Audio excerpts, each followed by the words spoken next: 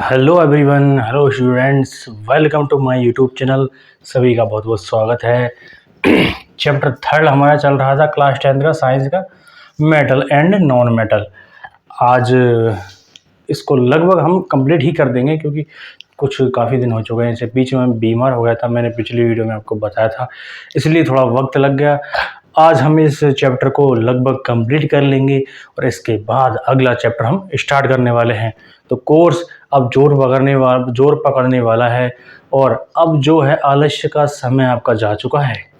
आलस्य में ना रहिए, सिर्फ अपनी पढ़ाई पर ध्यान दीजिए क्योंकि अक्टूबर लगने वाला है कल से। आज है 30 सितंबर, कल से अक्टूबर लग जाएगा।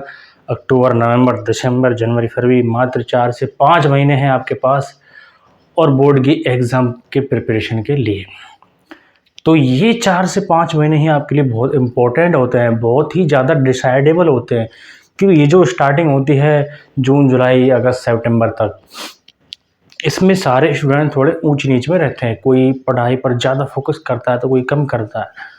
लेकिन अब जो वक्त आ रहा है इसमें डाइवर्ट होने के चांस ज़्यादा रहते हैं। जैसे कि अभी ये कुछ इवेंट वाला सीज़न आ जाएगा, दिवाली वगैरह, दिवाली आने वाली है। उसके बाद विंटर सीजन आ जाएगा, तो विंटर सीजन में काफ़ी छुट्टियां हो जाएंगी, खासकर कि गवर्नमेंट स्कूल वाले जो स्टूडेंट होते हैं, क्योंकि हमें सबका ध्यान रखना होता है।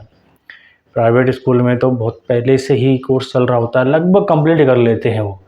लेकिन जो गवर्नमेंट स्कूल वाले टीचर वो हैं, स्टूडेंट हैं, उनकी बहुत सारी छुट्टियां आ जाती हैं। अब दिवाली की आएंगी छुट्टी, इसके बाद विंटर सीजन वाली आएंगी और पढ़ाई भी थोड़ी डाउन होती है। इतना सबको पता है गवर्नमेंट में कैसी पढ़ाई होती है, हमने देखा है जाकर। आई बात समझ में? तो उन स्टूडेंट के लिए खासकर हम मेहनत कर रहे हैं जिनको अच्छी एजुकेशन नहीं मिल पाती, या फिर मिल भी रही है, बहुत अच्छी बात है। बहुत अच्छे एजुकेशन सिस्टम है आजकल। जो स्कूलों का, जो अच्छे स्कूल हैं उनकी बात कर रहा हूँ मैं, सिर्फ जो अच्छे स्कूल हैं जिनमें सच में ही पढ़ाई होती है। वरना कुछ स्कूलों में क्या होता है वो हमें सब पता है, कैसी पढ़ाई होती है। सिर्फ पढ़ाई के नाम पर मजाक चल रहा होता है वहाँ पर। तो इसलिए मैं नाम नहीं लूँगा उन इंस्टीट्यूटों का, उन स्कूलों का मैं नाम नहीं लेने वाला क्योंकि अभी कंट्रोवर्सी भी हो सकती है। तो चलो ध्यान से देखिए अपने टॉपिक को। मैं इसको बहुत ही अच्छे से क्लियर करूँगा आपके सामने, बहुत ही अच्छे से। मैं अगले चैप्टर भी आपके सामने लाने वाला हूँ, तो जुड़ जाइए मेरे साथ जल्दी से। पिछले वीडियो में हमने देखा था कि आयनिक यौगिकों का निर्माण कैसे होता है। बीमारी के बाद कमबैक हो रहा है तो थोड़ा आप समझ सकते हैं कि कितनी प्रॉब्लम से हम गुजरे हैं। काफ़ी टाइम लगा रिकवर करने में, कमबैक करने में। फाइनली मैं आपके सामने हूँ और अब कहीं नहीं जाने वाला, लगातार क्लास होने वाली है और बने रहिए मेरे साथ। तो आयनिक यौगिकों की विशेषताएं देखने वाले हैं हम इस टॉपिक पर हम क्या करने वाले, इस टॉपिक पर चर्चा करेंगे। कौन से पर? आयनिक यौगिकों की विशेषताएं। अब हम 1 बाय 1 देख लेते हैं। इसकी भौतिक प्रकृति कैसी होती है, गलनांक और क्वथनांक क्या होते हैं, विलेयता, घुलनशीलता क्या होती है, चालकता क्या होती है, सारी चीज़ों पर हम विचार करेंगे। और बहुत ही आसान है, ज़्यादा डिफरेंट नहीं है। अब हम देखते हैं भौतिक प्रकृति। तो इन आयनिक यौगिकों की जो भौतिक प्रकृति कैसी होती है, ठोस एवं भंगुर। अभी भंगुर क्या होता है? ये भंगुर होता है चोट मारने पर, चोट से टूट जाते हैं या बिखर जाते हैं। चोट से क्या हो जाएंगे? बिखर जाएंगे और टूट जाएंगे, उन्हें हम क्या बोलते हैं? भंगुर। ये कैसे होता है? ठोस। और ठोस क्यों होते हैं? क्योंकि इनके अंदर मजबूत अंतर आकर्षण बल पाया जाता है। इनके कणों के बीच में मजबूत अंतर आकर्षण बल पाया जाता है। इनके कणों के बीच में रिक्त स्थान बहुत कम होता है, तो इस वजह से ये क्या होते हैं? ये होते हैं ठोस। अब थोड़ा कॉमन सेंस लगाइए। अगर ये ठोस हैं तो इनका गलनांक और क्वथनांक क्या होगा? सीधी सी बात है, उच्च होगा। दोनों गलनांक और क्वथनांक क्या होगा? ये हमेशा ज़्यादा होगा। अगर ठोस है तो उसका गलनांक और क्वथनांक ज़्यादा होगा क्योंकि उसके अंदर अंतर आणविक आकर्षण बल को तोड़ने के लिए ज़्यादा ऊर्जा और ऊष्मा की जरूरत होती है। आया समझ में? अगली चीज़ है विलेयता और घुलनशीलता। तो जल में ये बेसिकली क्या होते हैं? विलेय होती है। जल में कैसे होते हैं? विलय, क्योंकि भंगुर प्रकृति होते हैं तो ये इनके अंदर जल आसानी से प्रवेश कर सकता है और इसमें ये घुल जाते हैं। चालकता की बात करेंगे तो चालकता में आंख बंद करके ये क्या होता है? विद्युत के चालन, क्योंकि आयनिक यौगिक हमेशा विद्युत का क्या करते हैं? चालन। और जो भी द्रव्य अवस्था जो लिक्विड स्टेट इसकी होती है, इसमें ये क्या करते हैं? आयंस का निर्माण करते हैं। आयन का अगर निर्माण हुआ तब विद्युत का सीधी सी बात है चालन हो जाएगा। तो ये सब क्या है? ये सब है आयनिक यौगिकों की विशेषताएं। आप इसको जल्दी से लिख लीजिएगा, हम अगले टॉपिक पर चर्चा करने वाले हैं। चलो अगले टॉपिक पर आ जाइए। अगला टॉपिक है हमारा जो खनिज अयस्क होते हैं, खनिज और अयस्क। सभी नाम सुना होगा, छोटे क्लासों में आपने पढ़ भी लिया होगा कि खनिज क्या होते हैं और अयस्क क्या होते हैं। और एक टॉपिक और है, एक शब्द और है अधात्री, मैट्रिक्स जिसे हम बोलते हैं, और इसे हम कभी कभी गैंग भी बोलते हैं, गैंग। तो क्या होती हैं ये सब, आज हम देखेंगे इनको गहराई से। सबसे पहले उठाते हैं हम खनिज, अयस्क, अधात्री। तीनों आपस में रिलेटेड हैं और तीनों एक ही जगह पाए जाते हैं। ये सबसे मेन चीज़ है। ऐसे नहीं है कि खनिज आपको अलग मिलेगा पृथ्वी में, अयस्क आपको अलग मिलेगा, अधात्री अलग मिलेगी, ऐसा बिल्कुल नहीं है, एक साथ पाए जाते हैं। इनका क्या रोल होता है अब हम जानेंगे। सबसे पहले हम देखते हैं खनिज। खनिज क्या होते हैं? खनिज वो होते हैं जो हमारी पृथ्वी की आंतरिक परतों पर, आंतरिक परत जो होती हैं, इस पृथ्वी के अंदर बहुत सारी परतें हैं, तो आंतरिक परत होती हैं, हम खुदाई करते हैं तो हमें कुछ पदार्थ प्राप्त होते हैं, क्योंकि ज़्यादातर धातुएं जो हैं हमारे पृथ्वी के आंतरिक परतों में ही पाई जाती हैं। खदानें मिलती हैं, कोयले की खदान मिलती है, किसी धातु की खदान, सोने चांदी की, और कॉपर, जिंक, जस्ता, कैल्शियम, सोडियम, मैग्नीशियम, फास्फोरस आदि सभी की हमें क्या मिलती है? खाने मिलती है। खाने का मतलब खान, तो खनिज से ही बना है खान। तो एक ऐसी जगह जहाँ पर आपको प्राकृतिक रूप से कुछ पदार्थ मिलते हों जिनका हम कुछ ना कुछ यूज़ कर सके कहीं ना कहीं जाकर। अब ये मिक्स टाइप में होते हैं, जो हमें वहाँ पर मिक्स पदार्थ मिलता है। डायरेक्ट हमें धातु तो मिल नहीं सकती, डायरेक्ट कोयला भी नहीं मिलता, डायरेक्ट कोई पदार्थ पेट्रोलियम है या फिर कोई पेट्रोलियम के अंदर जो पेट्रोल, डीजल वगैरह, मोम वगैरह, तारपीन का तेल, गैसें, सीएनजी प्रो वगैरह, ये सारी चीज़ें हमें डायरेक्टली तो मिलती नहीं है। तो वो जो पदार्थ मिलते हैं आपको इकट्ठा रूप में, उन्हें हम क्या बोलते हैं? उन्हें हम बोलेंगे खनिज। पृथ्वी की आंतरिक परतों में प्राकृतिक रूप से पाए जाने वाले पदार्थ, ना कि कृत्रिम रूप से जो लैब में बनाए जाते हैं या फिर जो मानव द्वारा निर्मित है, वो सब खनिज में नहीं आते। खनिज में कौन आएंगे? सिर्फ जो प्राकृतिक रूप से निर्मित है और हमारी जमीन के अंदर पाए जाते हैं। ये क्लियर है। अगला है अयस्क। तीनों चीजें एक ही जगह पाई जाएंगी, अलग अलग जगह नहीं पाई जाएंगी, ये बात ध्यान रखना। अब अयस्क क्या होता है? अब हमें प्राकृतिक रूप से जो पदार्थ मिल गया उसे हमने क्या बोल दिया? उसे हमने बोल दिया खनिज। ये तो क्या है? खनिज है। लेकिन अब हमें क्या चाहिए? हमें मानव पदार्थ मिला बहुत सारा, उसके अंदर मौजूद है कोई भी मेटल, XYZ, कोई सी भी मेटल हो सकती है, सोना भी हो सकता है, चांदी हो सकती है, कॉपर, जिंक, कुछ भी हो सकता है, कोई सी भी धातु। माना कि हमें कुछ पदार्थ मिला जिसे हमने क्या बोल दिया? खनिज बोल दिया। हमें इतना सारा खनिज मिल गया। अब हमें पता चल गया कि उस खनिज के अंदर क्या मौजूद है। उस खनिज के अंदर मौजूद है कुछ धातुएं, सोना चांदी वगैरह, कुछ धातुएं उसके अंदर मौजूद है। लेकिन क्या हम उन्हें डायरेक्ट ले सकते हैं कि हमने उठा लिया सोना, अलग कर लिया, या सोने की ईंट मिल गई हमें? ऐसा इम्पॉसिबल है। वो क्या होता है? वो मिक्स स्टेज में होता है, वो मिश्रित अवस्था में होता है, उसके अंदर अशुद्धियाँ मिली हुई होती है। कोई भी धातु, किसी भी पदार्थ के अंदर क्या मिली होती हैं? अशुद्धियाँ मिली हुई होती हैं उसके अंदर। तो उन अशुद्धियों को हम क्या बोलेंगे? अधात्री, मैट्रिक्स, खनिजों में, अयस्कों में पाई जाने वाली अशुद्धियाँ। और जो पदार्थ हमारे लिए यूजफुल है, जो पदार्थ उसके अंदर, उस खनिज के अंदर जितना मटेरियल हमारे लिए यूजफुल है, जो हमें आर्थिक रूप से सहायता प्रदान करे, आर्थिक रूप से मतलब जितनी भी धातुएं हैं सभी का आर्थिक महत्व है, इनकी एक कीमत है, बहुत अच्छी कीमत है। तो इन सबको किस में रखते हैं? इन सबको रखते हैं अयस्क में। आया समझ में? क्लियर हो गया? इससे अच्छा मैं आपको नहीं समझा सकता। तो ये थी तीनों चीजें। खनिज क्या होते हैं, अयस्क क्या होते हैं, अधात्री। अधात्री जो होती गंदगी, अशुद्धियां। हमें सबसे पहले खनिज मिला, दोबारा एक्सप्लेन कर रहा हूँ, देख लेना। सबसे पहले जो प्राकृतिक रूप से पाई जाती है, ना कि मानव निर्मित। मानव निर्मित शब्द यहाँ पर नहीं लाना है, क्योंकि जो प्राकृतिक प्रकृति में पाई जाती है धरती के अंदर जो पदार्थ, उसको हम किस कैटेगरी में रखेंगे? खनिज में। आया समझ में? अब खनिज के अंदर जो चीज़ें यूजफुल हैं हमारे लिए, जो आर्थिक रूप से महत्वपूर्ण हैं, जिन्हें से हमें कमर्शियल इम्पोर्टेंस है उनकी, तो उन्हें हम क्या बोलेंगे? उन्हें बोलेंगे अयस्क। अयस्क क्या होते हैं?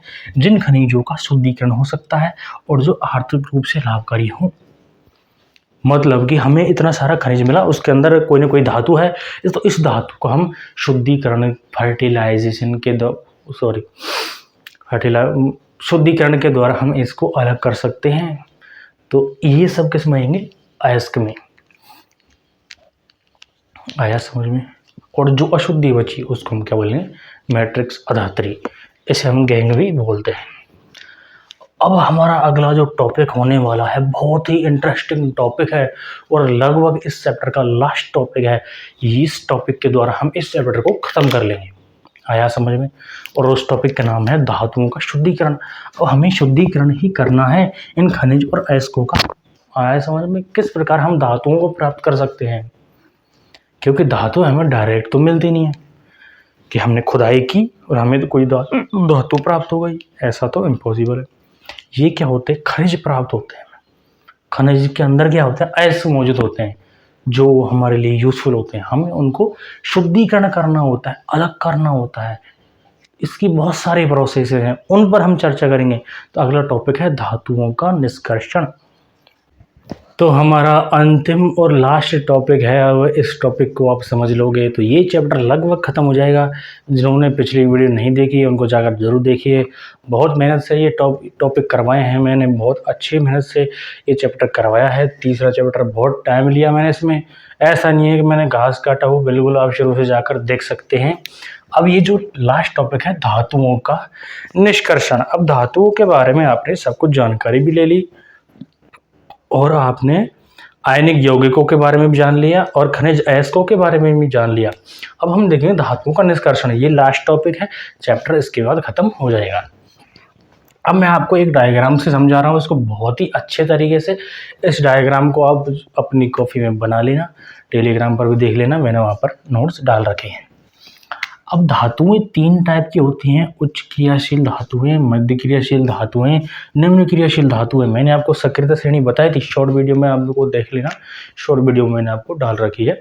सक्रियता श्रेणी क्या होती है? धातुओं की क्रियाशीलता के आधार पर उनको एक श्रेणी में जमाया गया है। उसमें जो सबसे ऊपर वाली धातुएं हैं वो क्या है? सबसे उच्च क्रियाशील धातुएं हैं। मतलब कि सोडियम, पोटेशियम, लिथियम, मैग्नीशियम, ये धातुएं वायु में अच्छे से अभिक्रिया कर लेती हैं खुला छोड़ने पर या फिर जल में डालने पर। सोडियम, पोटेशियम जैसी धातुएं जो हैं बिल्कुल आग पकड़ लेती हैं, आग पकड़ लेती हैं। तो ये क्या है? उच्च अभिक्रियाशील है।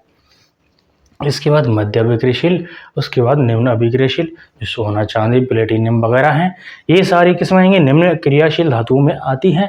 सोना, चांदी, प्लेटिनियम, क्या सोना कभी रिएक्ट करेगा उसको खुले वातावरण में छोड़ने पर? नहीं करेगा।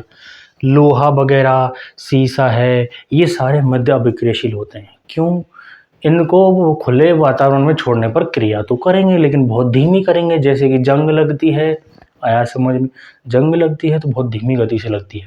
ऐसा थोड़ी हमने कोई लोहा पटका, लोहे का औजार, और तुरंत उसमें जंग लग गई सिर्फ 1 सेकंड। ऐसा नहीं है मित्रों, ऐसा नहीं है।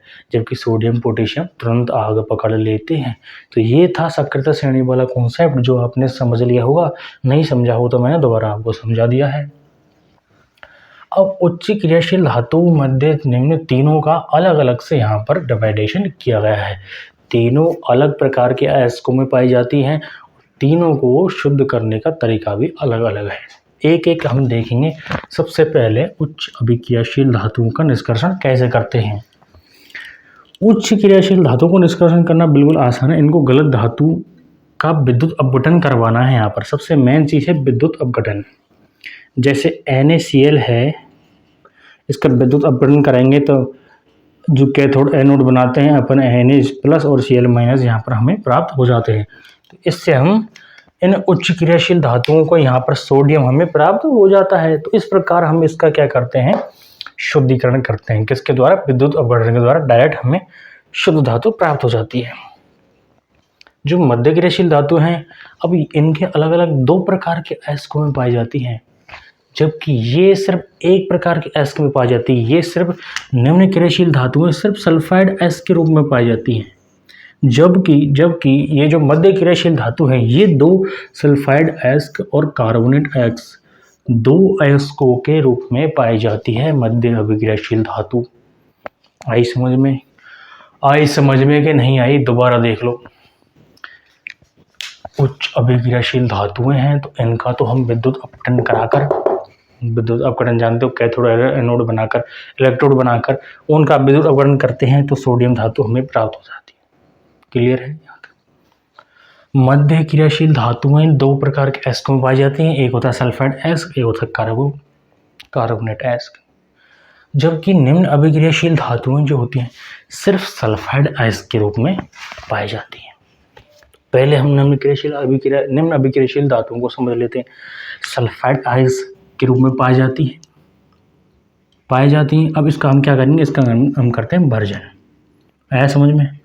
वर्जन करने के बाद जो धातु ऑक्साइड हमें प्राप्त होता है, क्या प्राप्त होता है? धातु।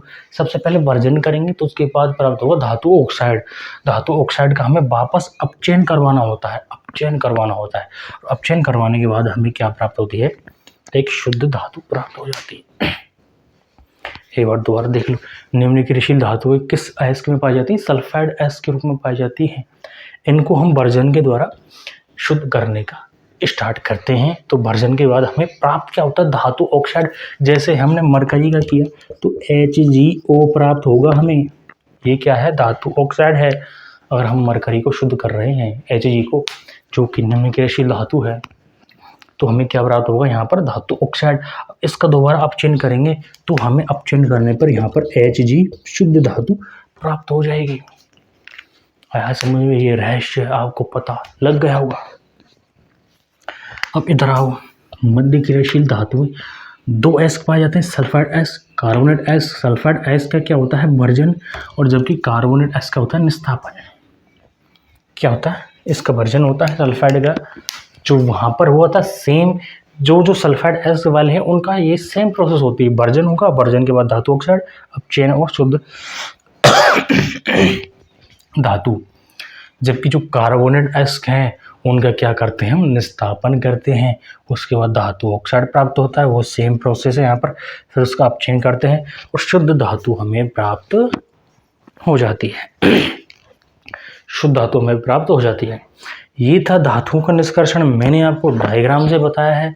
डायग्राम से आप इसको सारे कॉन्सेप्ट को एक साथ, आप इसका स्क्रीनशॉट ले सकते हैं या फिर इसको डायग्राम बना सकते हैं, एक साथ समझ सकते हैं। इसको अलग अलग पढ़ाएंगे तो थोड़ा डिफिकल्ट हो सकता था। मैंने आपको डायग्राम बनाकर एक साथ समझा दिया है। कोई भी डाउट हो, अब तक फर्स्ट और सेकंड, थर्ड चैप्टर तीनों मैंने कंप्लीट करवा दिए हैं। इसमें लगभग ख़त्म हो चुका है, अब इसमें कुछ नहीं है।